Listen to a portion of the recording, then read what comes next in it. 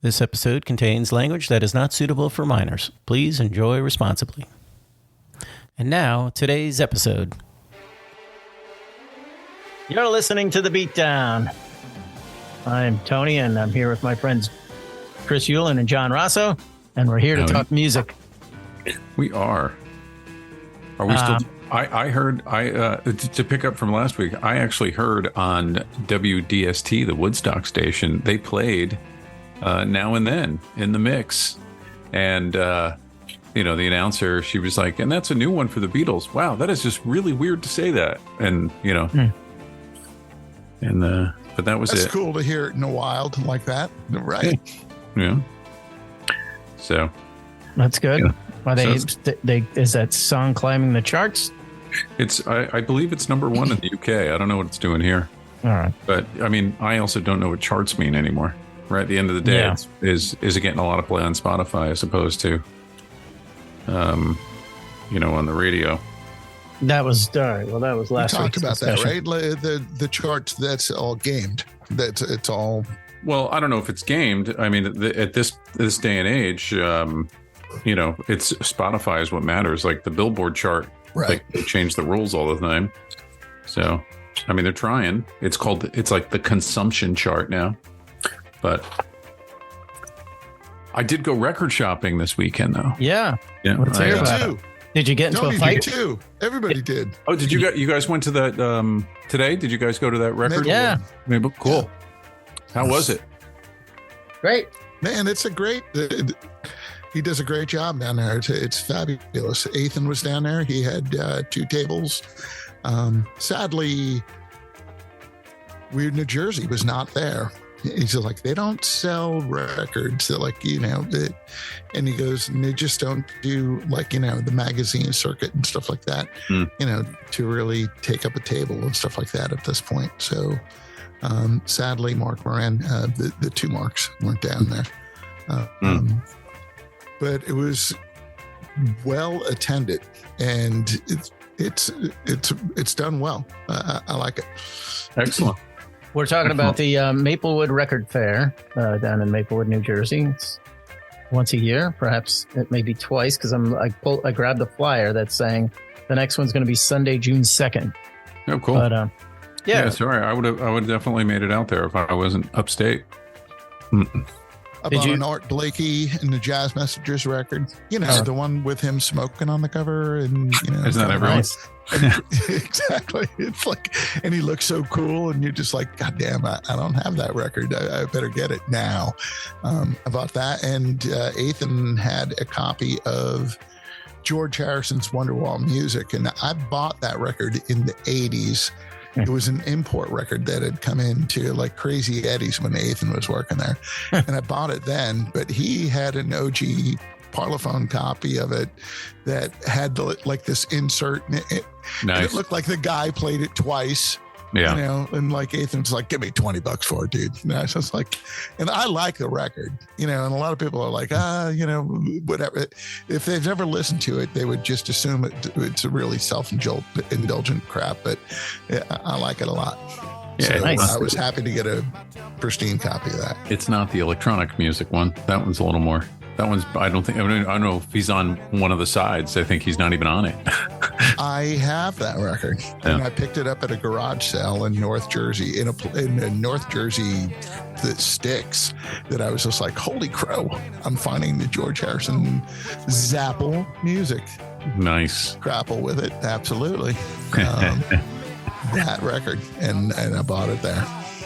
Tony, what'd you find? Oh, well, we got, actually, my daughter picked it out. We got a Simon and Garfunkel, the one that's got Bridge Over Troubled Water. And that's the title of it. The last one.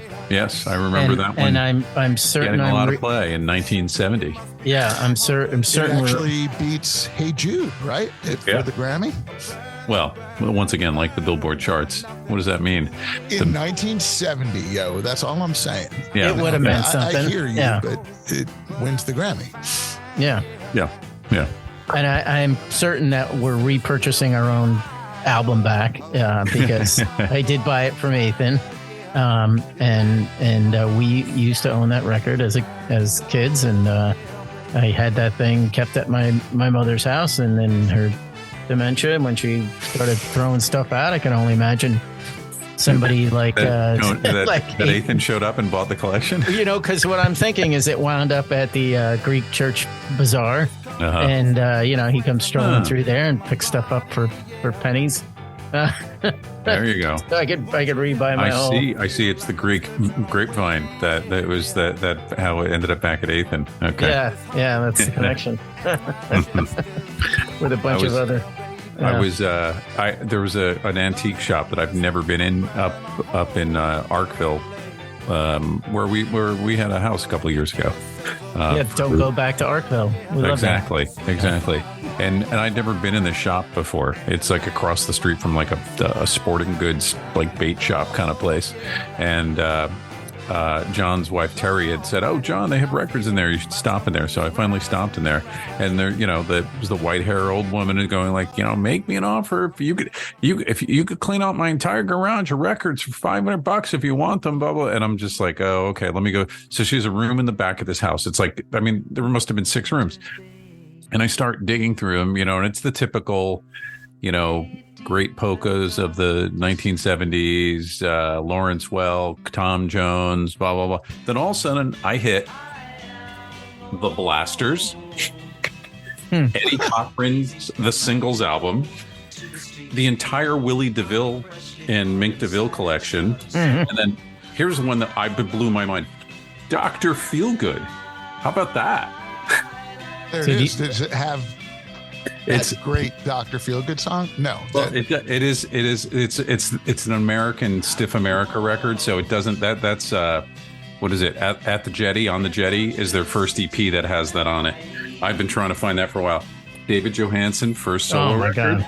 But look, The Wonderful World of Reckless Eric.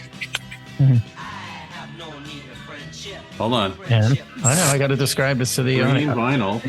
Look at that. Look at that. Import. It's green vinyl, ladies and gentlemen. Yes. And then the piece de resistance. Hell of a band. Angel.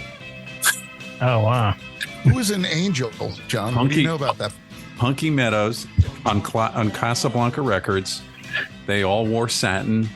It was kind of like it was a little more proggy version of Kiss. So that was kind of like a label thing. What do you like about it? Yeah. That they wore satin and the lead guitar Funky Meadows. What do they sound like though? I mean, is it going to be like one of those, you know, Paul brought it up, you know, at the last Dude Fest, and like we put it on, and we're like, we never need to hear this again. It's pretty close to that, you know. Okay. But the inner sleeve in it, it says Casablanca Records and Filmworks, our first motion picture presentation, The Deep, starring Jacqueline Bisset. You know what? I was crate digging today over at that record fair and the soundtracks, and there was a soundtrack to The Deep. I saw that in the theater. As long as you have an album cover, you're good. Yeah. The Deep, you sure? Yeah, Jacqueline Bisset. It was all about the poster. Gotcha. It's all about the Manta Ray and Jacqueline Bisset. Yeah. Yes. Now, there was a guy that had a set or some, whatever. Or there was a booth there that had a set. What? I'm sorry. Yeah, there was at the record show. There was a table set up, and a guy was selling like new records. You know, I guess instead of going to Walmart or Target, you could buy that, like, you know, vinyl that they're putting out nowadays. But is it like hit vinyl, classic catalog? Like what does he have? Like, I think that's, you know, well, so my daughter was interested in getting some items for her friends, and one of them would have been My Chemical Romance, and the other one is one of her friends listens to this band Ghost, which So in talking into Ethan, he said, well, that you know, he explained like, well, My Chemical Romance. Oh, and it was Green Day, and he explained, well, those two bands stuff wouldn't have been on vinyl originally. So I could see maybe Green Day would have put something out, but yeah. And his point was like, well, you can get that early on, the stuff on Lookout Records for sure. Yeah. So his point was like, well, you can get that stuff new, you know, go to the store and get it, but then we turn Urban Outfitters. Yeah. For sure. Everybody's carrying vinyl now. So Barnes and Noble says it. I come through that when we're at that store. And you're like, oh my gosh, all these records are $28.99. $40. Yeah, or more. Yeah. But then, somebody has a table set up where there's new vinyl, but it's neither of those bands. It's just, like you were talking about, it's just. So is it like Abbey Road, like the big things that sell at Barnes and Noble, Abbey Road, Jack White records. There was Jack White stuff, Taylor Swift stuff that they can't keep in stock. But it wasn't Taylor Swift because it is a record show. It is music. So it's like, so I didn't mean to say that. I just meant to say so I'm wondering does this guy own a shop or he's picking these up cheap and setting up a table? Right. Was he selling them cheap or he just gets a wholesale account? Something like that. Yeah. Because, it's the demographics is not, the kids are being dragged there by the parents and, people like there are some younger guys some kids that are crate digging or looking around for stuff. And then there were definitely moms there that you were just like, that you would call like attractive, wearing Mudhoney t-shirts that you're like, right. It was that Maplewood sort of thing, like you're like, you're moving out of Brooklyn, you're moving to Maplewood, New Jersey, and you're raising your family there and stuff like that. And you're at the vinyl store, and you're at the vinyl show, right? And so there were a lot of people over 50, in that place as well. And I'm not saying it caters to it because it's an eclectic, it's a record fair, so there's all kinds of things there and stuff like that. But punk rock, there's a lot of, you're just like, wow, this is, a bunch of nerds. very much so. Place, yes. And it's great. I was in this art place. It's called Opus 40, and it's this guy who made this huge. He took an old quarry and made this amazing structure out of it. And there's a woman selling art in the gift shop, and she's like, yeah, when I was a teenage girl, I remember going to buy a pair of boots, and the guy wouldn't sell them to me because he said it would make me look like a man. And I'm saying, I want those boots. Oh, it was like a funny story of those are probably, they make them in girl sizes now. It's like all, it's like, I'm sure at the time it was, if she was on 8th Street in the city going I want these Doc Martens. Mm-hmm. There's hey Rocky, fuck you. There's also the people that are just cleaning out their closets and setting it up because, we're like, oh, look at these t-shirts, and I'm looking through these t-shirts and it's a Slapshot shirt, a hardcore band from Boston. Nice. And it's but it's the size of a women's small. Mm-hmm. And then these other shirts we look through that are just a variety of stuff. And it's basically were those reasonable, Tony? Because I did see some vintage shirts that I didn't bother to look. I was just like, this will only break my heart. But it's vintage Big Boys t-shirt. And you're like, that's a 40-year-old Big Boys t-shirt. That's exactly what it was. Look, yeah. like it.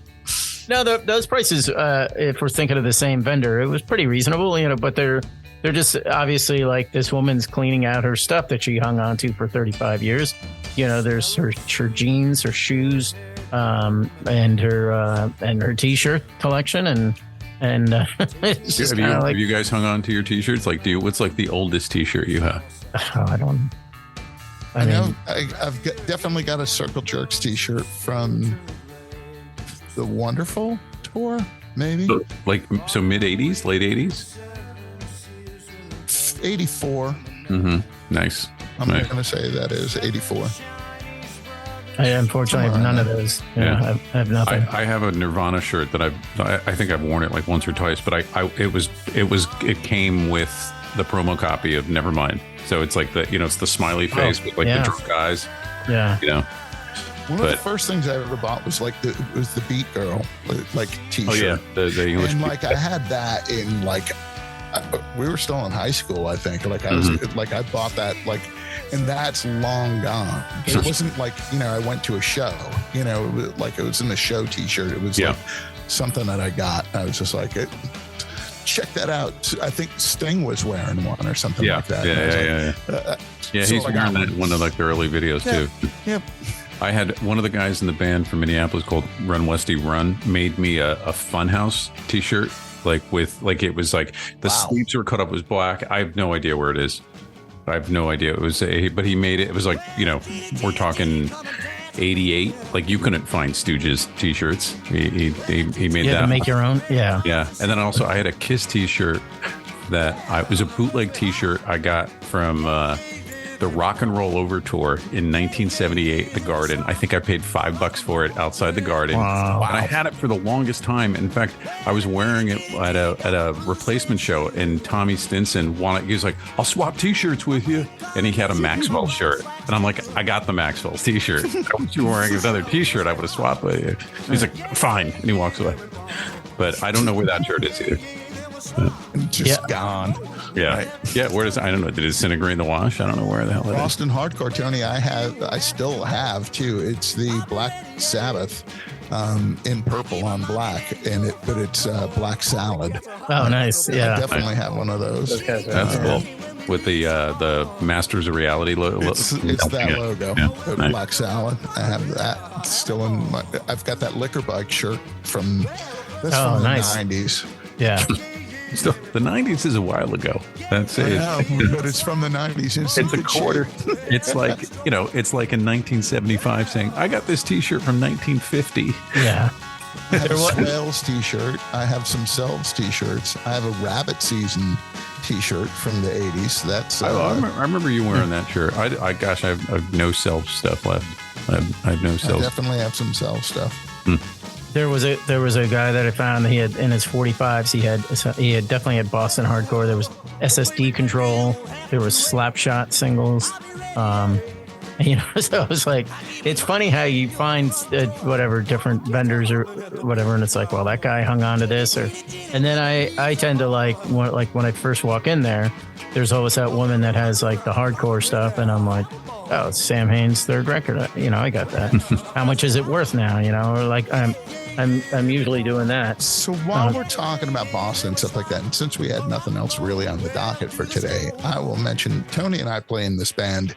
We play in a couple of bands together, and we've played in bands over the years, but we play in a couple of bands together now. And the one band plays more punk rock kind of music and stuff like that. Does it have a name? Tony, does that band have a name yet? Yes, the Clawbacks. That's right. It's the working title. The working title for the band. At any rate, Tony has brought it was Moon Over Marin to the fore, and like I like and I own like I could have sold it today at the record show. Dead Kennedys records. On the other hand, I'm like I cherry pick my Dead Kennedys. I don't love everything that they put out, and there's whatever. They're a Northern California band, and there's a lot of things that I think that I should like about them, and I do, but I don't love everything that they've put out. And so, Fresh Fruit. And my hardcore instincts have always been more East Coast over West Coast. Like it just is kind of that way, and that includes obviously Washington and stuff like that. That's whatever. It's East Coast, but but East Coast you don't have, because to me I think of hardcore as right. There's West Coast. I really don't even distinguish San Francisco and LA too much, but I know the distinction there. And then there's like Boston, New York, and DC. Well, Orange County, very separate. Yeah, Orange County. Hardcore. Yeah, you're right. You're actually, more I think about it, you're right. But there is a West Coast, East Coast vibe. But Boston and New York, to me it was Yankees, Red Sox. Yeah. I still, but I mean, if you're a Yankee fan, then might have a begrudging respect for Boston. So I've kind of felt the same way. As long as they never win a series, yeah. Hey, man, whenever we went up north and you played up there, like that was a welcoming place, for like freaks.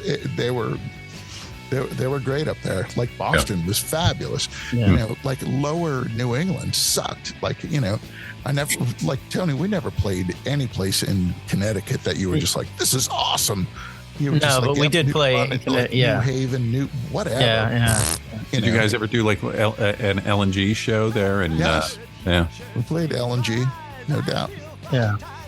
But speaking of when you mentioned Boston, the difference between Boston and New York, no, those bands were more about the Bruins than the Red Sox. They were adamantly like they were hockey guys, and that was like, yeah, that's cool. We don't have a grudge with hockey, we like it all. So it's funny. It's just like it's just another cover band. But Tony's been pushing Moon over Marin, and it's just like I guess Steve really likes it too, So it's just like I'll make the move. But it's like it's a song I have to learn, I don't have that one dialed in. It's just like I can't just go, yeah, that one. I kind of know how it goes, so I can kind of fake my way through it. Yeah, Tony, drop it in here. I don't know it by title. Yeah, and it's not. When we mention it, or he's talking about hardcore. It is not a hard, fast song. And John, I'll give you this plug. I only came across this song recently, like within the last 8 years. It was one of your shows. You had a theme about a moon or something that I did a search, and then I said, I'm not familiar with that, and I listened to it before I suggested it to you, and I grew on me. I liked it from the first listen. And what's the band? The Dead Kennedys. Oh, got it. Yeah. Okay.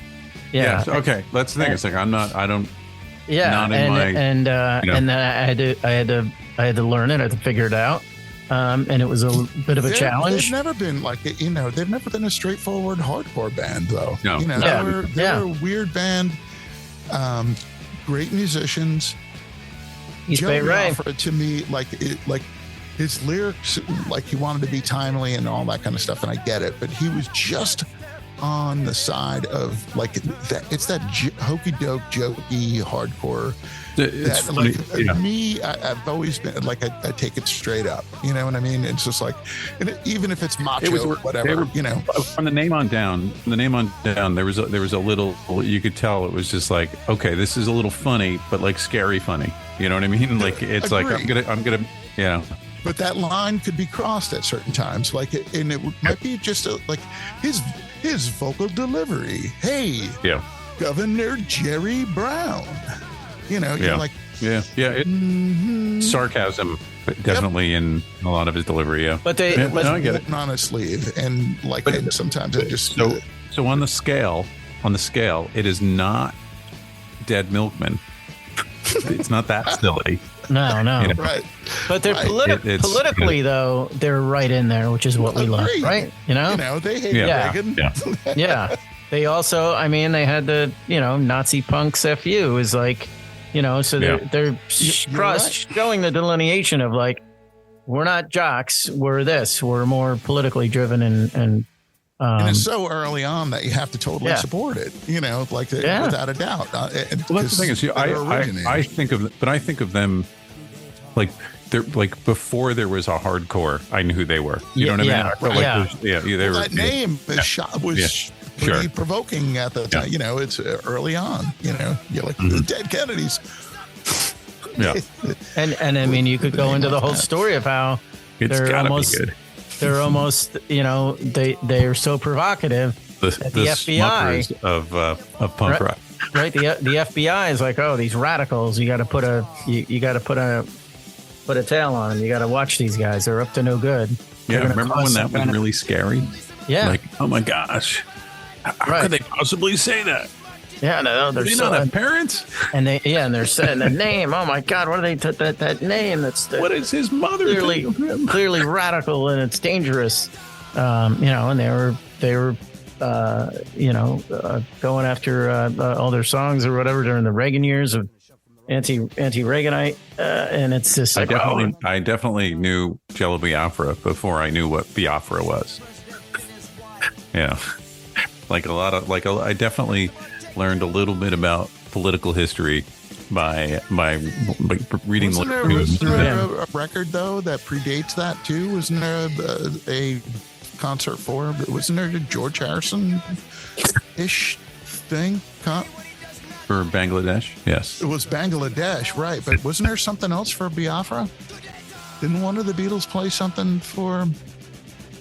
I'm not aware of that. No. Oh wait, do we have a Dead Kennedys Beatles connection? Is that what? I'd have to look. I'd have to look. But you guys, save it for next week. We're gonna find. Yeah, we're gonna find it now. So if we're on to the next topic, I'm going to bring up. I'm driving around and I hear Primus, and I want to hang on. And so we're kind of close there because we're talking San Francisco. Now I haven't heard Primus in like a good 20 some odd years. I heard Styx on the radio today, and I got to say, they are phenomenal musicians, no question of that. Yep. 3 guys, and they're just amazing musicians. But that music is not for me. If you don't mind, I'll cut it in and say it was the reason. It was the reason John Lennon returns as MBE is because of Britain's quote whatever thing with Biafra. Was his support. Yeah. So there was a Dead Kennedys Beatles connection, is what you're saying. There was that's a stretch. I mean, sure, but just within our world, yes. And for Cold Turkey slipping down the chart, right there you go. So I'm going to get back to my previous topic of Primus. That bass sound, it's just and I don't know. Again, he's a phenomenal musician. The amazing guitarist, the drummer is kicking it, but there's nothing like I'm like driving and just like they were huge back in the 90s, and they may still have a big following for all I know. And the one thing that's out there pop cultural wise is that he does the soundtrack, he does the open for South Park. But I don't think I could go back and listen to those records. And it's like listening to Yes. There's no desire to listen to that kind of music. I actually heard an interview with him not too long ago, and he did that before South Park had the TV show. Like they they wrote to him like his fans and requested it. Yeah, and he's like, oh, this is kind of funny, and he did it, and he's. He gets a piece every time it's on that TV show. It's been like 25 years. Yeah. It's amazing. Yeah. He hangs out quite a bit with John Lennon, so, Well, they're in a band together. Also with there you go. Roger Waters' kid. Did you say that your daughter's friend was looking for a band called Ghost? Was it Ghost? Yeah, Ghost, I think that's the name, but it's a newer band. It's not the Sean Lennon project? Is that Ghost. it? No. This Ghost is Tiger or something. It's a band. Yeah, it's Ghost of the Saber-Toothed Tiger is what you're thinking of. Yeah. What is the band that did Sean Lennon and the guy from Primus? Is it The Ghost or whatever? Sean Lennon with. What do you? Hold on, you're losing me. The new band is a band from Brooklyn called Ghost. There was a band that Sean Lennon was in. Yes, called Ghost. Iba Mato, maybe. His wife's band is Ghost of the Saber-Toothed Tiger. He's in it. Okay. Yeah. Thank you. Yeah. And they I just missed seeing them. I don't know, 8 or 9 years ago when they opened up for Beck when I saw him at Hammerstein Ballroom, and I don't know what time they went on. I was probably standing online waiting to get in. They played like 3 or 4 songs and we're done. It was crazy. I stand corrected. I had to check because I thought it was a Ghost. They're Swedish. They're not from Brooklyn. But it is his girlfriend at the time. Right? I heard that stuff. That was pretty good. It's his wife. Yeah, it's good stuff. But you mentioned that he was in a band with the guy from Primus. Well, when did that happen? They just played in Montclair like 2 weeks ago. Not even. What is the name of that? What? I'm gonna Google. It's it's got a classic silly name. It does. I really don't know much about this band. That my daughter's friend is into, Ghosts, but I believe it's kind of like a heavier. Les Claypool's Delirium is what the band's called. Okay, yeah, I may have heard of that. So Sean Lennon just like playing guitar, like sing. He does. He's the singer. Yeah, and they cover Court of the Crimson King. It's like a really talented band, and they do a lot of classic rock stuff, and it's kind of a jam thing, and and I want to say that sounds kind of fun, actually. Yeah, and I think the bass player is Hank Waters. I think is his name, is Roger Waters' kid. Oh, neat. Yeah. So it's Les Claypool and play the bass in the band. No, maybe he's the other. He's not the drummer. Hold on, I'm looking. Does he just sing? No, Les Claypool doesn't play the bass. No, I think you're right. Hold on. Yeah, but you realize though, if he were to play bass, we're so far off of where I know anything about music. I'm just guessing here. I know, but I'm about to make the point that, like, of course he's not playing bass because he is like a phenomenal bass player, right? So he's probably picked up a different instrument that he just learned 6 weeks ago. This is the band of, it's all like pretty virtuosic, like Sean Lennon, is a pretty good guitar player. Okay. And, you know what? He's like, I wouldn't know that he's like a good guitar player beyond, like someone who can accompany himself and do what he does. He's the singer though too, right? And he sounds like his dad with his mom tossed in there. Yeah. I made that point about the new Beatles single that John at times in that I think sounds like I hear Sean Lennon in that. And for everybody who's just like, he sounds just like his mother, it's just like, I don't know, like I hear it in there. Yeah, just saying, it's there. Absolutely. I'm trying to see what roles are here, but like Les Claypool was definitely the bass player. We're starting rumors here just because I'm wrong. Tell us. I'm reading. Oh, okay. I know nothing about this except they toured. They just played. Everything about Primus. Just tell us about Primus. Yeah. I don't understand why I'm the one who's explaining this when you're the one who brought them up. How many albums does Primus have? How well did their records sell? I'm not talking about them. Let's move on. Why? It's like tell me about Emerson, Lake and Palmer, Tony. I want to hear all about them. I can probably. I'd have to think about that one song that I know that. Exactly, that one song a Christmas song. They do Father Christmas.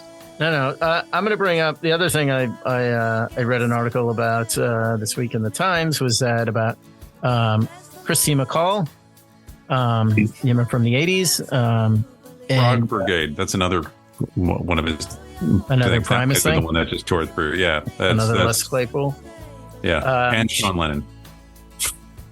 So Christy McCall they put out a new box set for her, and I didn't know much. I knew a bit about her, but I read the article, and she unfortunately died in 2000 in an untimely death.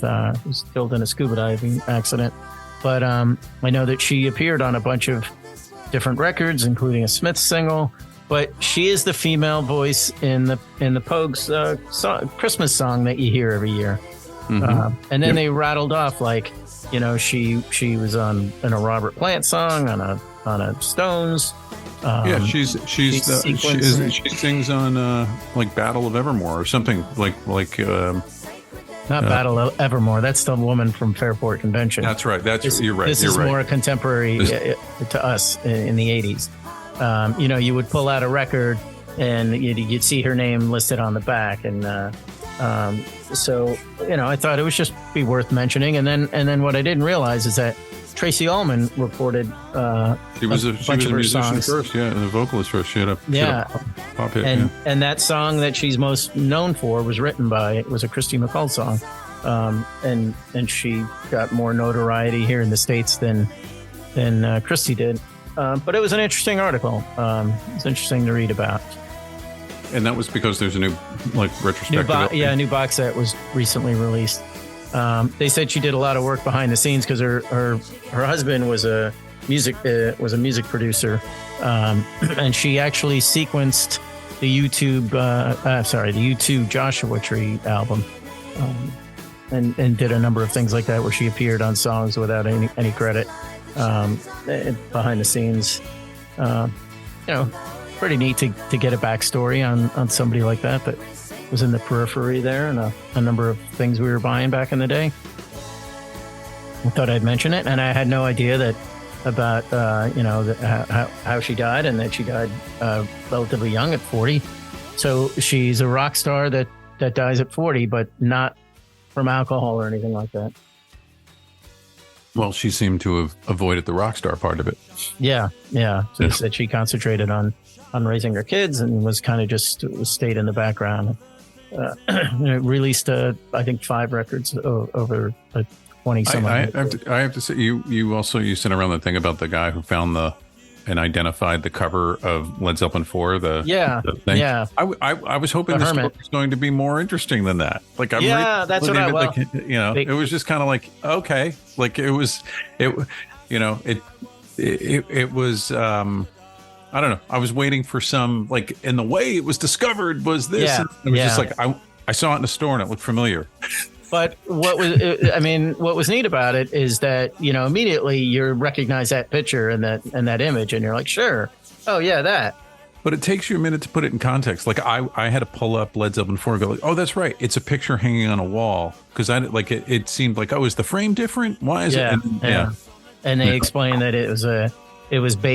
that painting was based on that. He found the actual photograph. That the painting so is it see, it looks like it's the actual photograph, because what he made it sound like is it was like colored or something. He thought it was used for a class on colorization. Yeah. Right, and so the Led Zeppelin cover is like a sepia tone, like it seems to me. Yeah. So whether it was sepia tone, right? So it wasn't worth reading, because I thought I thought I got it just in the headline, like, okay. The headline was actually more interesting than the whole article. So you found it. Okay. So we know. But that's the thing, is she was waiting. Right along. It's like, wait a second. Yeah, I could probably find it at the art department at Atlantic Records. Right? Right. Yeah, I guess you thought you'd hear more of the story of, like, how does it wind up as a? It was lost. It was bubbled. They never gave credit. They didn't know what it was. Like, it was, there was like, the story was just kind of like, I saw it in the store. It's the same one they used. So the guy was not a hermit, right? Yeah. He was a thatched roof guy, but I guess I guess that was the thing, right? He did the research to identify the guy's name who was in the picture and that, and that's just someone else's the estate who can sue Led Zeppelin now, as well as you owe our family money. You used to do it. Well, I guess what is neat to think about is that, like, this is the biggest, one of the biggest bands at the time, and how their artwork. I mean, I know they don't really have much to do with their artwork back in the day.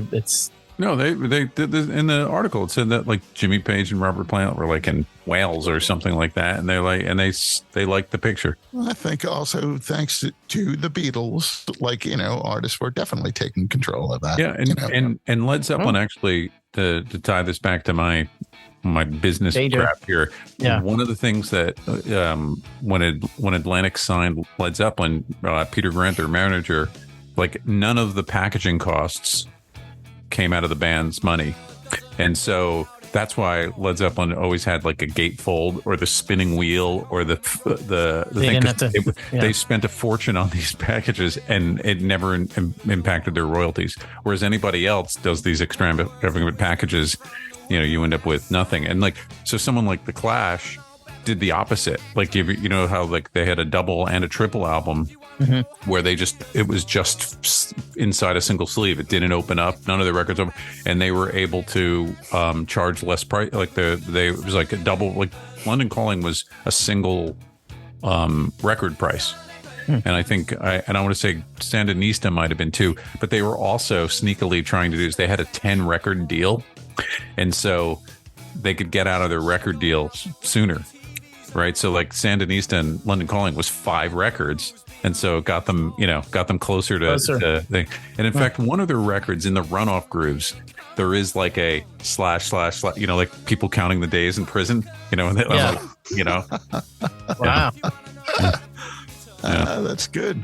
Yeah, but unfortunately, I didn't realize that. I think Cut the Crap was their 10th album, so they broke up after. That's too bad. And at that point, it's Joe Strummer with. Oh, it's I don't even count it as a Clash record, but contractually it was. Yeah, but I mean, just for the listening audience, to explain the background, it's really just Joe Strummer and none of the other Mick Jones.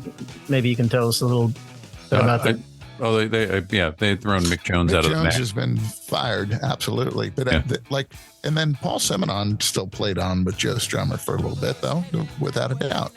Yeah, was Topper still around then, or Topper was gone. He didn't even make the whole Combat Rock tour. His heroin habit was really bad, and they kicked him out. And I actually, when I saw them on that tour, Terry Chimes. That's right. Who was credited on the first album as Tory Crimes. So Terry Chimes, is he the first drummer? He's the first drummer. I know he's on the first record. Yeah. But did Topper have a problem back then too? No. Was he no? So it was the original. If you notice, there's only 3 of them on the cover. You're right. Right. It's the 3 of them, and they got him, Terry Chimes, as a drummer to sort of be the drummer in the band, and it didn't work out. And then they got Topper, and it was just this is the man. And because Topper's so damn good, there's no doubt about it. And that said, Terry Crimes, there's nothing on that guy. But Topper's awesome. Topper has a lot more. That's so right. If you think about the American album has some Topper on it. Right, some of the singles are on there. He shows up. So they do the first album with Terry Chimes, and then I want to say Capitol Radio, White Man, and Hammersmith. All the singles that came after the album or separate from the album. He's on Topper's on those, and then the American album has those tracks. And they drop whatever Deny. I forget what the other. There's 3 or 4 songs they drop from the actual British debut album and slip the singles in there. And in fact, 1977 just a single? Is that only a 45? Yeah, I want to say, is it the B-side of White Riot, their first single, or is it the second? I think it is their first single, right? Yeah.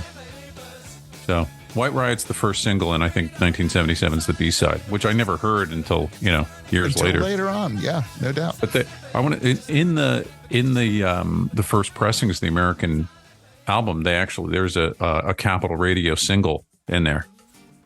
I want to say it's Gates of the West, and God, what's the other song? But it was a promotional single that slipped into the record. So you got that whole album plus actually it was a killer package. Do you remember in the 80s? Was it a rap song, like a West Coast hip hop song, or was it? It was Guns of Brixton. Is the backtrack? I kind of vaguely remember that, someone absolutely was remixed, and I think there was a rap slapped up over the top of it and stuff like that. But I don't know if it's somebody else sampling it or if it's an actual Clash release. Because I thought it was somebody else sampling it. Yeah. Wow. Yes. Because you say it, was it Paul Simonon? No, right. Well, just talking. Yeah. Well, that's it. I know there was a lot of mixes. There was a dub mix. There's a 12-inch single that there was a dub mix and all of those Clash records. They would at one point they would put a dub mix for a while of everything, and it was kind of whatever. But yeah, it could have been one of those dub mixes though, that someone picked up and did something with and remixed it again and added some sort of hip hop song to. I thought it was an 80s thing. That would be late 80s. I'm looking 89, 88, 89, somewhere around there. Cypress Hill sampled the bass line of What's Your Number on What's Your Number, the 2004 album, Till Death Do Us Part. Features Tim Armstrong on guitar, and Jimmy Cliff also covered the song on his 2011. Oh, we got to track that one down. Yeah. I don't know if I have the second record. I like the second records even better, I think. And then the third one had a hit on it. Don Letts I was trying to think of. Did either of you guys ever see that band? Yeah, I actually saw him a couple times. I saw some at Roseland, and I think some at the Ritz. Yeah. Really good. Mick Jones was always great. Yeah. Number 10 Upping Street. That was the one. They made 4 albums. Megatop Phoenix, Tighten Up Volume 88. Oh, maybe that's okay. Maybe it's the Globe. That was the other one. There you go. Yeah. Post Clash. That Joe Strummer Earthquake LP was pretty good too. The lyrics were really good. It was the lyric sheet was just had so many words on it. It was unbelievable. And then I saw, who's actually was really good live was the Mescaleros. They were those guys. Yeah. Regrettably never saw them. That would have been a great show. There's that Johnny Appleseed song just is the perfect song to hear while waiting online for a ski lift. It's perfect. It's like hippie and it's punky and it's laid back and it's like, yeah, I'm gonna have a good day. Nice. Oh. No, there were no huge names in Big Audio Dynamite that I was. Don Letts was the only other name I could even come up with. Well, yeah, that's what I guess my point. I was just wondering, was there somebody that I didn't know of, or the people wouldn't normally know of, that was like, oh, that guy. No, it looks like it had a lot of turnover too. So I'm just sort of looking at it's like, following a brief stint touring for Sisters of Mercy, he was in Big Audio Dynamite. That's kind of like his. There you go. Yeah. His dad was a famous photographer. Yeah. I know in the Beastie Boys book they mentioned that when they were over in England they hang out with Mick Jones, and then eventually Joe Strummer comes over, and then maybe one other guy, I can't remember if it was Paul Simeon, but he said essentially the whole band was there at one point, and this is after they've broken up, and they're and them being a huge fans were just like, oh my God, we're going to the movies with the Clash. I think it's either the second or the third album. Joe Strummer co-writes the songs on Big Audio Dynamite with Mick Jones, so that wasn't a breakup, didn't last that long. There was no big animosity between the two. Yeah, and at one point, I want to say not long before Joe's death, Mick Jones did jump on stage with him, and they did a couple Clash songs together. Yeah, I think that was in that documentary. I think you're right. That was out about 5 or 6 years ago. But there was some Paul and Joe Strummer were Mick. I don't know if he was a prima donna. There was something going on there that they were just they didn't want to work with him anymore. Well, Topper, had the heroin problem that, had kind of precipitated his departure. But, it was like fame and money kind of did, right? So apparently Mick, they would say Mick became a rock star, that was kind of right. And I think, and Mick's complaint was Joe just stopped playing guitar. He's like, he would just stop playing guitar on stage, and he's like, and I never heard that. Yeah. I never heard that. But if you watch live footage all the time, it's always like, and then it's like, and he'll go, yo, so we're going, and and it's like, and all of a sudden he stops. It's like, where's all the noise coming from then? If he's not playing guitar. Yeah. I thought that would have been worked out with the band. You know what I mean? And I didn't realize that, Mick Jones was standing there going, hey, what happened to the second guitar? Yeah. Well, I wouldn't know that. Because it's not like Simonon's the greatest bass player. He's got a great attitude. He's a great bass player. Yeah. Yeah. I beg to differ. I hear him do things all the time that it's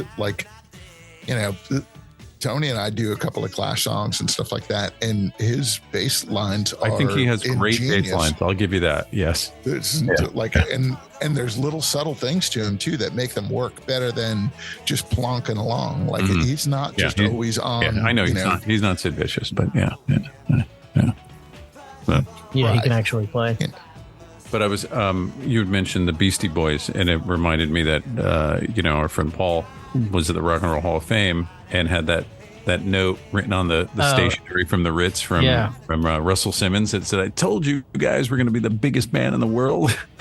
Well, I'm wondering if when I saw that, I immediately thought, was that the show? Because I was at the Ritz when Licensed to Ill had come out in the fall of 85? Is that what it would have been? Or 86? Yeah, 85, 86, I think. They play the Ritz. I don't think they had quite broken nationally yet. And of course, Run DMC are there. They're not playing, but I remember running into and saying hi to Jam Master Jay. Coming down those stairs, right? How you're upstairs, you have to come down the big steps. And I was like, oh my God, Jam Master. No laces in his shoes too. That's dangerous. Go down the steps. Oh, totally. But so I was thinking, was that the show that is written on, where that note is? It could be. I mean, because if you think about it, that was and then the album came out not thinking it was going to be this huge thing, and Fight to Your Right was blowing up on MTV, so it was going to be insane. This and I want to say it's definitely in the fall, maybe it's December. I'm looking now. November 86 is when the album came out. Okay, so I saw them. They played the Ritz in December, and then subsequently, I guess that following year, 87 is when that album really explodes. I was definitely more of a fan of She's On It than Fight for Your Right. Predates the album, yeah. Well, we were really big into December 26, 1986. The Beastie Boys kick off their License to Ill tour at the Ritz in New York. Yes, I was there. Right on. And I think Murphy's Law opens up for them. That would be perfect. The tickets were $13.50. Yeah, doors at 9:30. Show at 11. Haven't times changed now? Oh, it totally changed. Now it's like the pandemic made a show is done at 11. But that was pre-pandemic. It was doing. So this is the set list was Slow and Low, The New Style, She's Crafty, Time to Get Ill, She's On It, Paul Revere, Ryman and Steelin, Posse in Effect, Slow Ride, No Sleep Till Brooklyn, and finally, You've Got to Fight for Your Right to Party. Yeah. And I tried, I don't know at what point, I go to get on stage to do a stage dive, and people are holding me up, and King Ad Rock goes, "You want to get up on the stage?" And he grabs me and pulls me up, and I stage dive, and he goes, and he basically gives the okay for everyone to just start going nuts. And after me, the place is it's like a hardcore show. Tony. 3 or 4, 4 or 5 people at a time. What's that story? You even saved it. I don't know. I mean, I need the spark to bring it up. Yeah. You buried the headline on that one. Ad Rock grabs him, pulls him up on stage. Yeah. That's so great. Oh, yeah.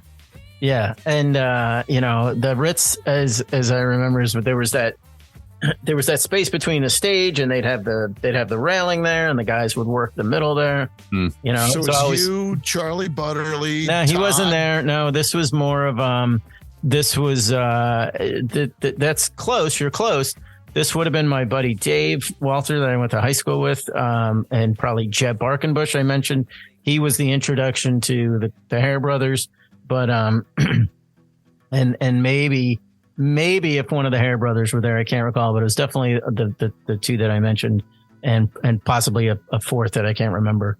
At that show, and because my buddy Dave was the first one that brought that Cookie Puss single when that first came out. I'm like, oh, you got to listen to Sing. It's hysterical. I remember Todd telling a story too, where like, they went to see Fugazi and Todd, like something goes on and Todd just like yells out. No, hold on. Don't say it because I'm going to tell you the story. Tell me the story. If this is the story you're thinking of, we went and saw Fugazi at Columbia University at their infamous $5 shows, and they're playing Waiting Room, and they stop, and then I wait and I scream out, bring that beat back, and they start snickering on stage, and they kick right in. Like I timed it so perfectly.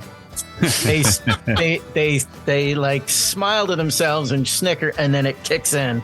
I don't know. I don't know if that was the same story. The story I heard was Todd yelled out like during one of those breaks where Ian starts like talking and like well, what's going on out there is wrong, and everyone wants to be right, and so he's given his Ian sort of spiel, and Todd just yelled out like party or something like that. That's stupid. That could very well have McKay upbraid him for it too. It was just like that's just the kind of attitude that we don't need. Like you probably eat meat. That could have definitely happened. I guess you weren't there. No, that was the show. It was just like, yeah, whatever, just play the music. That would have been later in the show, though. Yeah, no, we were all at that show. It definitely would have been that one. There's a big ad for that Beastie Boy show, and it says sneak preview live at the Ritz and it says available at J&R Music World for $5.99 LP or cassette. Sale ends January 10th. Said Ad Rock recalled riding to the show in a limo with a jump seat attached to the outside of the vehicle. Only some idiots on their prom would arrive like that, Mike D remembers while speaking to SiriusXM. We pull up like we made it, and we had collectively maybe $300 to our name. That's amazing. But I guess within 6 months to a year that they were touring much bigger.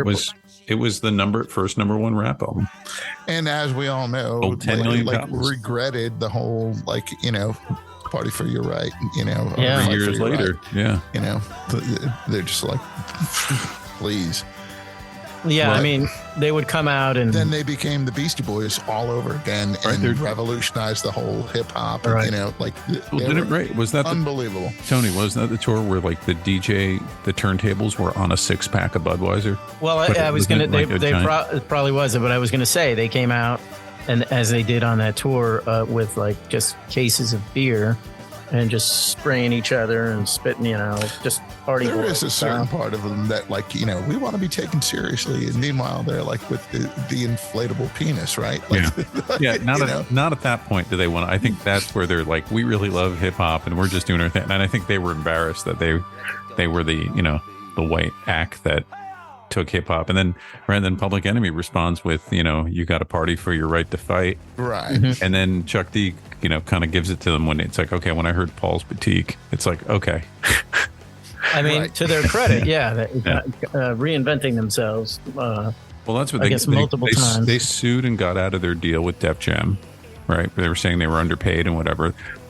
They signed a massive record deal with Capitol Records, and then they go in and spend a fortune making Paul's Boutique, and it just dies. It was not a successful record. It took years for that record to really, and then the record that actually really got them popular. That record is so unbelievably name checked though by because now everybody bought it when it first came out, and it just grew. It grew, and you're like, come on, did not. It's like that record is right up there with the 7 million people that attended Woodstock. I did own it on a pre-recorded cassette. Actually, I think I had a dub too. That was my first. That was my first version of Paul's Boutique was pre-recorded cassette. Yeah, the vinyl, the original vinyl. That one's I think it was a triple record. That one's expensive. Of Paul's Boutique. Mm-hmm. Yeah. It definitely came out in vinyl early on, but Yeah, eventually that was right around the time, like, it was like, okay, as CDs, you're buying everything on CD. What is it, like 89, 90? I mean, other people, yeah. I think it's earlier than 89. I think it's 88, 80. Well, Paul's boot, 88, the first 89. record's 86, and I know it was 3 years. So Okay, yeah, makes sense. Okay. And then when does Check Your Head is like 91, 92? 99, 91, 92. That was when they, like, after that, it was like, what are we going to do? Yeah. And we're going to learn it. And they just blow the doors off of, like, it was unbelievable. It was great. It was great. Yeah. Yeah. I mean, they blew several fortunes and kept coming out on top. Talk about kind of smarmy singing and stuff like that, because I was saying that, like, I don't love Jello Biafra's delivery all the time, and so those guys, and I've heard Riley bring up before, you know, like, he's just like, come on, the Beastie Boys, because of the way they deliver, you know, and it's a lot of time it's so tongue-in-cheek that I get that, but at the same time I don't know. I give them a pass, and I'm usually pretty snotty about, like, you know, the hokey joke. I heard it was very much, it just sort of nailed our sense of humor perfectly, of, like, us joking around, like, you know. But they also weren't just a one-trick pony with that either. They brought the goods too. You know, they were hardcore. You know, they were punk rockers. So, like, you know, whatever. Like, what they were Beck before Beck. We're gonna do funky. We're gonna do punk rock. We're gonna do, you know, like, they did it well. Like, I liked it a lot. And sadly, you know, missed MCA. That is for sure. Just like Joe Strummer, you know. Well, but at the same time, I mean, obviously the way they would always kind of come back with something new. I mean, the last couple records, they lost me. Like, they're fine. But it was kind of like, you know how, like, bands reach a point where it's like, I have all the records I need by them. Like, they can't do it again. And, you know, some bands could do it for a long time. Other bands, it's one record. Other time, like, and they, you know, I would give them 4, 5. I don't doubt that, but I would still give them, you know, if MCA was still here, I would still be at least interested in whatever they were offering. Oh, sure. If they were offering a record today, you know, I'd be like, okay, so what about them? Well, you're saying, you know, interest, but so. I get what you're saying. I like their latter stuff. I thought they delivered on their latter stuff. Name it. I mean, I got to look through the catalog because it's just so much stuff. But I would definitely put it on. Check your head. Hello Nasty, and then there's one where it's like NYC. To the 5 boroughs. You know, do you know that one? Can you name anything on that? It's going to be on our bed here. It's going to be underneath us. I'm going to pull some stuff. I thought I could. I'm not saying that we're not going to listen to it, and then that's not that it's. No, horrible. there's I'm some just good saying stuff, it's like those first 4 or 5 are ingrained. Like, you know. They're, you know, even Hello Nasty, like, okay, Intergalactic, give me another. I mean, I could. There's probably a lot of other bands I could not do. You know, name records and albums, but I still listen to it. I'm most certainly can't do that with my beloved Guided by Voices. They got 4,000 records. But, you know, it's good stuff. I would, you know, put some stuff on. You know, some bands, to your point, do not. And I've also said that almost every band has those 3 great records. I don't know if it's in the beginning of their life cycle, the middle, or at the end, that have these 3 great records. And some stuff, you know, it doesn't suck. It's okay, but it's like you prefer these 3 records. So maybe that's what you're referring to. So, okay, the last record was the Hot Sauce Committee Volume 2, Part 2. I don't know. Now I'm going to look up that there's a really good, because apparently they were going to do, they made a record and they trashed it, or they decided they never recorded or whatever, and that's why this one's part 2. There's a really good record. Let me see if I can get it on here. I'll just say the name of it. Oh, the Root Down, that EP I really like. Mm-hmm. But Hot Sauce Committee is 2011. Root Down is What's the year on that one? Oof. And then I got a record that I'm going to put a song on. I think it's on Hello Nasty. Okay. There's and they would do, and is it no, where is it? There's Then I have like another EP that I'm going to grab a song off of, or a record that's Daft Science remix. So it's Beastie Boys and Daft Punk. It's on where is it? Oh God, I have so many of these EPs. Yeah, Root Down. To the Five Boroughs had Check It Out on it. The one that was like, check it out. Yeah, the lead track. Yeah. I liked it. Yeah. I'm just saying, so Root Down is from 1995. Yeah. So 15 years of records after that. Okay. Yeah. I'm just saying, but I'm not trying to like piss on this. I'm just saying at the end of the day, it's like they were waning. Yeah. And Check It Out. Well, To the Five Boroughs comes out in 2004. Yeah. In June. Yeah. After 9/11, that was kind of their response. Yeah. So to my point, my thing is that, you have your record collection, and then you get CDs, and then you get, the next step, and then now we're back to stuff on streaming or stuff that I've digitized. So I don't have their first record, but I have there's this pocket of other records, and that's like the stuff that I listen to. Right, you would have gotten that on cassette. That would have no. I had that on vinyl. Cassette. That first record I had on vinyl, as well as their 2 or 3 Def Jam releases that were 12 inches. Mm-hmm. That predated that album. I think the only thing I own by them on vinyl is She's On It.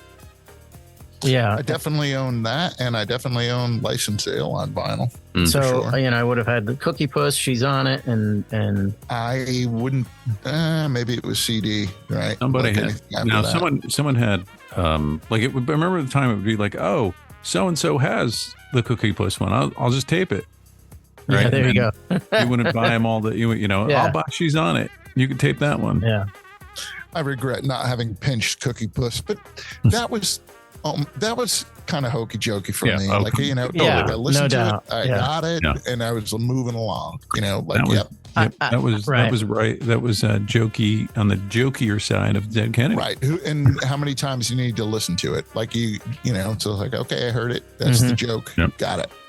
And to my point I was making, I most certainly don't have that in my iTunes collection here. So the Beastie Boys thing you want to own is you want the Pollywog Stew 7-inch. Oh, there you go. The first thing. That was the one. And that might have been something I owned on vinyl that I no longer have. But this is, what's in here is the Hello Nasty, Paul's Boutique, Root Down, To the Five Boroughs, and Check Your Head, and Ill Communication. But I think their catalog is what I definitely recommend to people is their book, and you can get whether you read it or you get the audio version. It's so good because it's like my New York. When I read that book, they talk about the early 80s and mid 80s in New York, and it just that was like the East Village. So cool. They were all over too. They were at so many shows that you're just like, and could have been there, might have been there. Yep. And they name places that you're like, yep, I remember going to Save the Robots. That's the thing, if you imagine too, it's like it's that group there. I mean, it can only be a couple thousand people. I mean, like we're talking like the biggest show that we would go to would be like the Palladium, which holds 3,500, right? And so that would stretch. So the fact that going to Ritz or Peppermint Lounge or whatever, it's obvious like that they're. What's the capacity at the Ritz, or what was the capacity? I want to say 1,200. I was wondering if you could get 1,500 in there, right? Yeah, you maybe more right, so. John. Like it's bigger than Irving Plaza. I know is only 8 or 9, and the Ritz is bigger than that. I agree. At least because the ballroom, the balcony up there is pretty big. Yeah.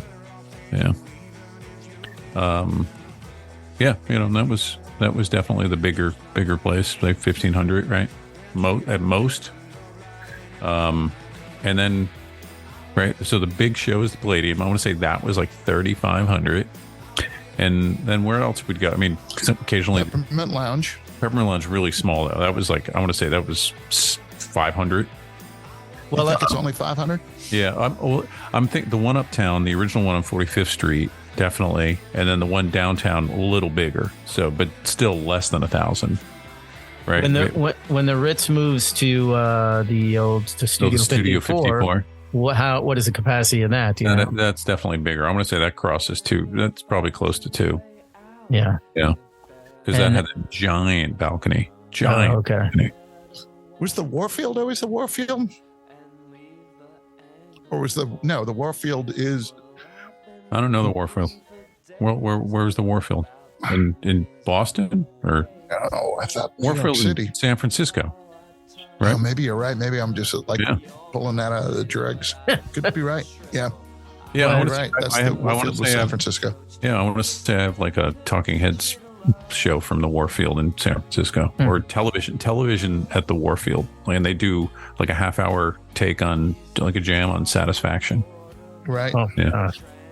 And then at some point down in the east in Alphabet City, a club called The World. Yeah, it was really short-lived. I saw what was Bowie's band? I remember you mentioning this. Yeah. Tin Machine? Tin Machine, yeah. So Tin Machine's first show there. With Bowie? Oh, it was Bowie's band. I know. I mean, I just, it's like so hard to, they're all in crazy suits. to think. Yeah. And they just wasn't that interesting. Actually, speaking of like the Sales Brothers with Terry Bozzio or something. It was a Sales brother. It was, so they were the rhythm section, and the guitar player was that like kind of Adrian wonky, Ballou? like over no like he kind of was playing a Parker Fly or something like that. Like Bowie pulled him out as like this, he's like this studio whiz guy, but he made lots of noises. Like it didn't sound like a guitar. Yeah, one of those. Like, right. Okay, shut up. Right. That do Louie, okay?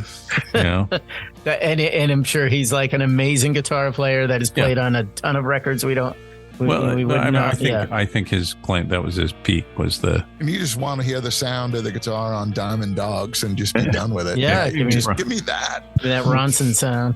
Yeah. I know. But it goes to my point of like the what I mentioned about Primus. It's like, okay, great, I get it. You're like these technically proficient, amazing. Why is that though, Tony? Like, why is that? Like, we all recognize that Les Claypool is a great bass player, and he's also, let's face it, he's more on ours, like whatever this means. Like, he's more on our side of the fence than he is. Gable, that was the guitar player. We all put him down. We all are just like, right from the get-go, you were like, Primus.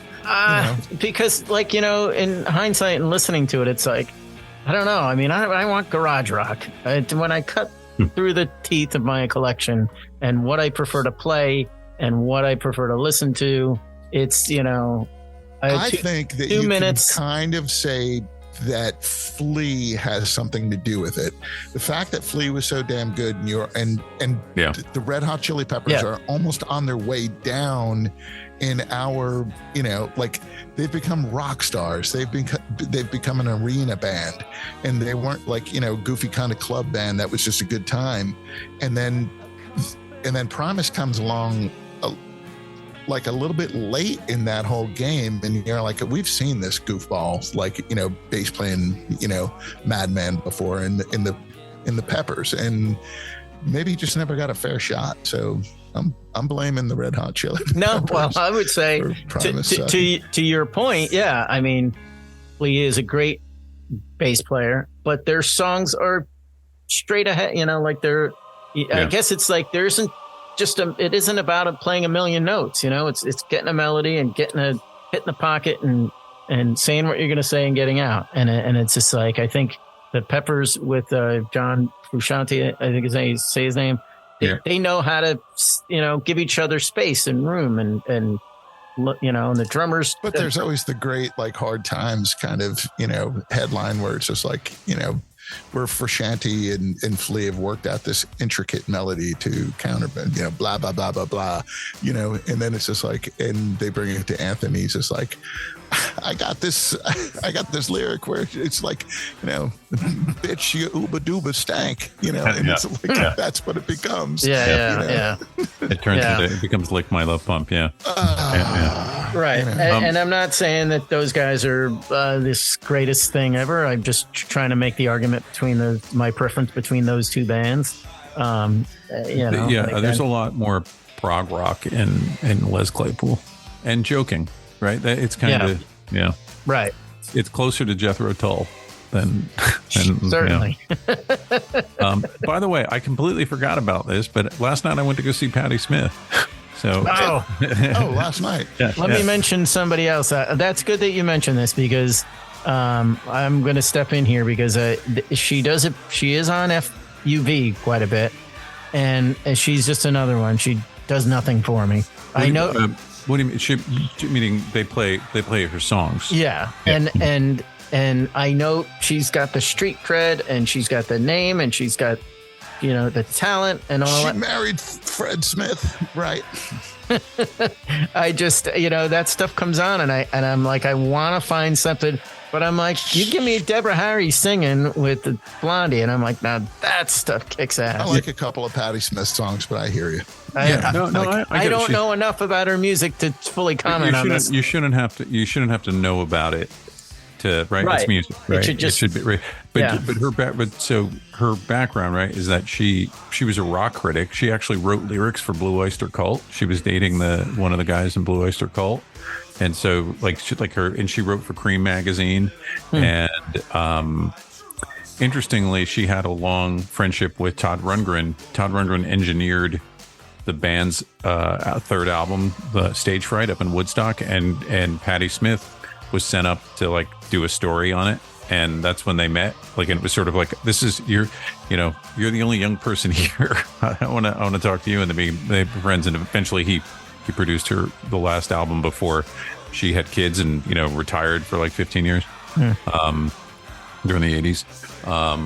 But she comes out of poetry and that's artsy, right? Yeah. And so you a lot of it, certainly even Horses, which is fantastic. It is her sort of reciting poetry, but she has this obsession with, and she loves the visceralness of classic rock. She's a huge Brian Jones fan, loves the Stones,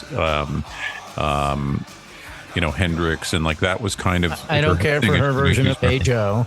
But that was so. Hey Joe was literally the B-side of her first single. It wasn't even on her album. It's not on any album. It was on a compilation later, right? And she writes or collaborates with Springsteen on one of his hit songs. Well, later. So so Jimmy Iovine, who engineers her one of maybe all of her records, but and he's not Jimmy Iovine. He's the engineer guy who's trying to get producer credits. He's also the engineer on Springsteen's records, and so at some point he hears he's going to be producing Easter, the third Patti Smith album. I think it might be his first production credit, and and this is kind of a story that's sort of through his career. He hears Bruce hasn't finished the song yet, and he's like, oh, I could get Patti to do it, and he got. And Patti added some lyrics to it. I do not know if they were ever in a room together or wrote. It was just sort of. It's a bit of a I don't know how much. It seems like it was mostly she changed some words, and maybe she might have changed some of the phrasing and the melody or whatever. But it was primarily a song he had written already, and so Iovine smelt a hit, and it's really her only hit record. He did the same thing he got Tom Petty to write Stevie Nicks singles, because Stevie Nicks was not the shit. The Fleetwood Mac was definitely stalled. Yeah. Let me ask you this: would Springsteen play this song in his infamous 4-hour shows? Yeah, he's played it. He does play it. At the time, and I don't know. she definitely did the first version of it. I don't think it's probably on like one of those, Springsteen, tracks, 17 album set. What song is it? It's that huge song. Because the Night. Yeah, it's massive. Yeah, it's her only hit.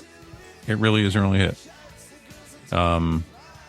But so, that's like the song. I mean, people, U2, on their, like a live record, or maybe it's on Rattle and Hum, they do a great version of Dancing Barefoot, which is a great song of hers. That's one of the other songs they put on. Yeah. Like, like she does a great cover of So You Want to Be a Rock and Roll Star. I really like. She used to her early show, so she'd do like this poetry. It was just her and Lenny Kaye on guitar, and as it like she saw that actually got her more an audience than just reading the poetry. So then she forms the band, and then so she would do like she would do a lot of it would be improvisation. Like she'd make these poetries while Lenny Kaye played Gloria. That was kind of her first thing was, God, I'm going to remember the whole title. But so she does this whole thing, Jesus died for somebody's sins, but mine, and evolves into a cover of Gloria, and it's because there's a lot of, she's very religious too. And so she's very Catholic. And so there's always a lot of symbolism of Jesus and even her Easter, is literally about Easter, and she has a dream of meeting the Pope on the beach, and so it's kind of trippy stuff like that. Did you see her? Was it like a homecoming for her, or was it staying at home for her last night? Does she live up in Woodstock? No, she has a little cottage in the Rockaways, and she has her apartment in the city. And she. Where did you see her last night, though? At the Ulster Performing Arts Center in Kingston. And I'd seen the only other show I'd ever seen. I saw Lou Reed and the Pixies there in 30 years ago. Where were you staying last night? In Orkville? I was in North Lexington, like near Prattsville, like right by Westkill. Gotcha. Don't disclose his. He's part of he's in the witness protection program. So don't disclose his exact location. So from Kingston, it still took you an hour to get home. It took me an hour. Yeah. Right. Yeah. It was her. It wasn't her full band. It wasn't the Patti Smith group. It was her son and daughter on keyboard and guitar, and then another guy who switched between guitar, bass, and keyboards, backing vocals. No drummer, and so she it was about an hour. She covered All Along the Watchtower. She did. Mother Nature by Neil Young. What else she did? Like I would say about a quarter of her songs, if not more, were covers and sort of telling stories. She read some poetry. Was there anybody under 50 that was there willingly? Outside of my wife? No. She wasn't willing though. She was like the youngest person. There was a couple young couples there who were just like, oh, it's Patti Smith, and they like check the box. Yeah. But there was so the line to the men's bathroom was really long and constantly.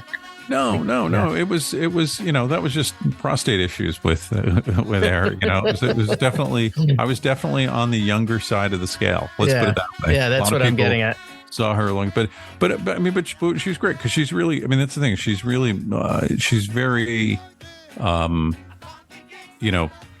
Of the people kind of thing. She, people have the power was like one of her bigger songs too, and that and it was very much, it was about unions and speak up. You have a voice to vote, and it was very it was fairly emotional actually. Asshole yells out, free Palestine, and she's like, free everybody. Yeah. I would go see, and I was going to say I'm not a complete I like Carole King, and Tapestry is a great record. I'd go see her in that. Make sure you go to the bathroom before you go there, though. Well, I know. I mean, I'm going to bring a little canister to go in because I'll never get in the bathroom during the show. But if I had the choice of those two, that's who I would take. I hear her songs come on, and I'm like, oh, great. Please. I break down and cry every time I hear her do Natural Woman. Good stuff. mom had the Carole King records. She did not have the Patti Smith records when I was a kid growing up. Well, you know, she's 5 years older. Yeah, she wouldn't have been. That's true too. You know, but Right. Carole King's comeback record, or her first solo record, is it was 1970.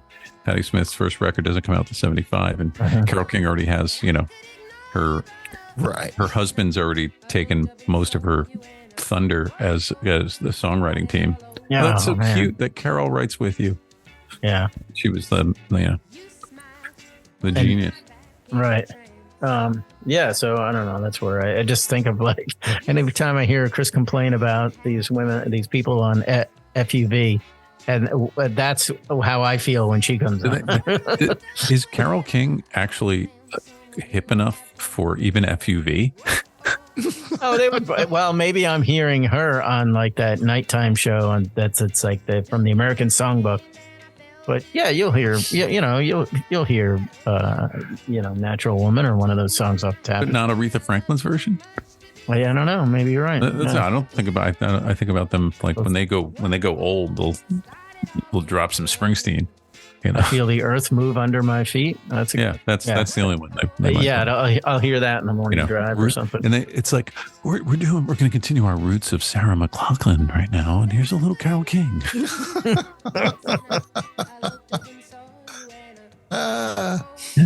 Before there was a Lilith Fair, there was Carole King. Yeah. No, she's got to get more respect than that.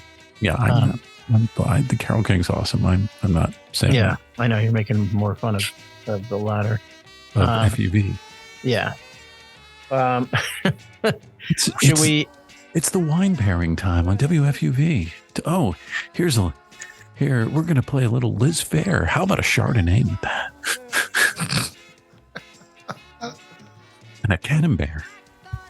You're just you're not going down. Like John does a radio show on Radio Free Brooklyn Monday nights at 5:00, and he usually always does a theme with the show and stuff like that. And his favorite, Michelle Shocked, is always on just immediately after. And you're like, yes, sir. Oh yeah, our station ID was right up. Michelle and I had a run-in one time. Yeah.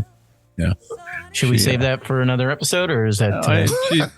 She's kind of out there, and like we were having a fine conversation, and she said, "You know what? You're kind of like my ex-husband, my rapist. Like I was raped, And I was just like, "What?" She's like, "Yeah, you're shocked by that, aren't you?" I'm like, "Yeah, I am. What are you talking about?" That's like crazy. And it was just like, I'm like, we're talking about music. What are you talking about? And it was like, apparently I was oppressing her publishing money. It was like, this gets more into your day job. Oh, absolutely. We were actually at the Library of Congress. We were talking. It was a copyright thing. Yeah. I want to bring on today's special guest for a true beatdown. I wouldn't wish that on my worst enemy. Like she's like out there. Now, that's okay. Crazy. I thought, all right, that puts it more in context then. Yeah. Oh, what do you mean? She makes more sense? No, it was freaking out of there. No, I'm sure, but I'm just saying I wasn't thinking of your day job. I just thought like you bumped into her in the hallway at your, on your. She's DJ never been gig. to the radio station. I one day I'm going to run into her again, and I'm going to tell her your bumper. It follows my show every single week. Back-to-back shows. She'll throw her weight and get you kicked off there. I like when Vince Skelsa's bumper follows mine, and he's playing. Do you remember Rock and Roll Radio? Yes. On as the bumper music. Man, nice. I always miss that one. Yeah. Hi, this is Vince Skelsa. I heard about what Radio Free Brooklyn was doing, and this is really touching my heart. This is real community radio, and what radio is about, the power of the airwaves. This is fantastic what they're doing here. And it's just thank you, Vince Skelsa. Vince Skelsa, who started on WFMU in the 60s. And now I'm going to say, is he an FUV guy now? Right? No, he was. I think he was on NEW Sunday night. Vince Skelsa. He was, but I thought like after all that was over, he ended up in like FMU. or FDU, whatever. FUV. He ended up in another commercial station on a Sunday night. And then he retired one day. Like it was just sort of like it was like radio's not my thing anymore. Like they're not. You can't. No kidding. I thought for sure he was on FUV.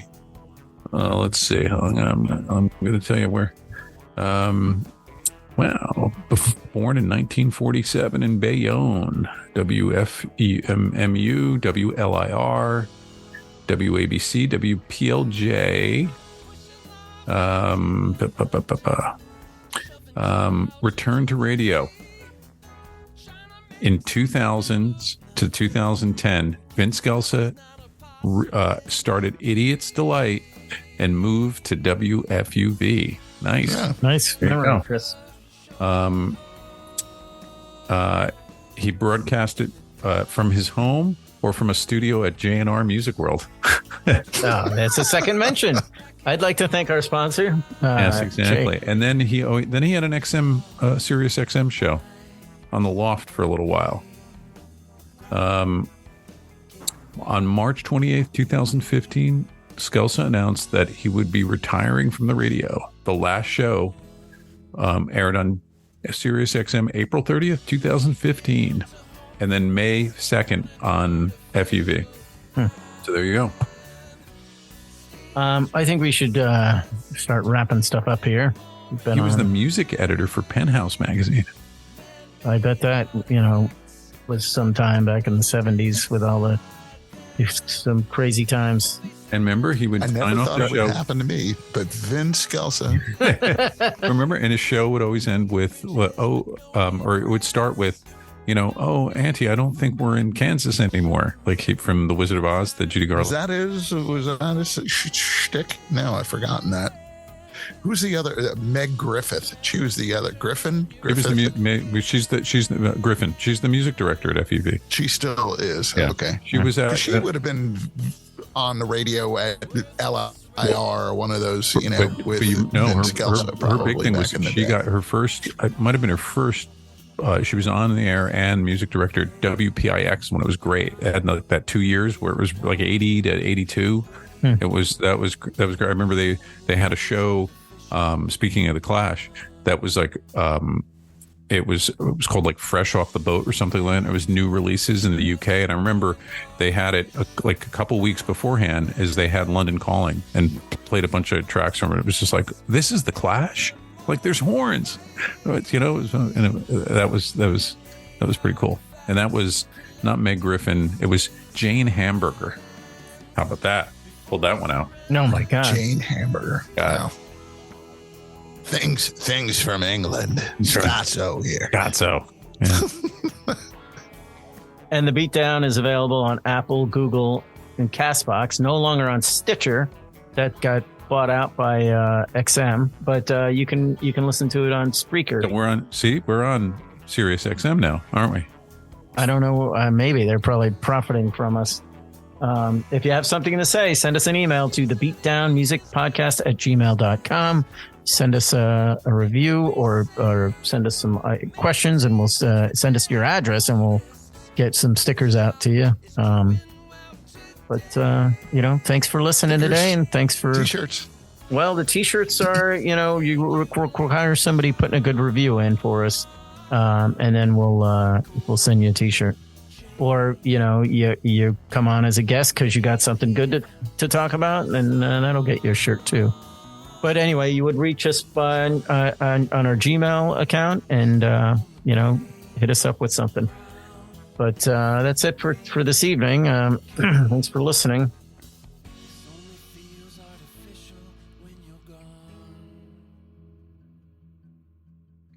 This only feels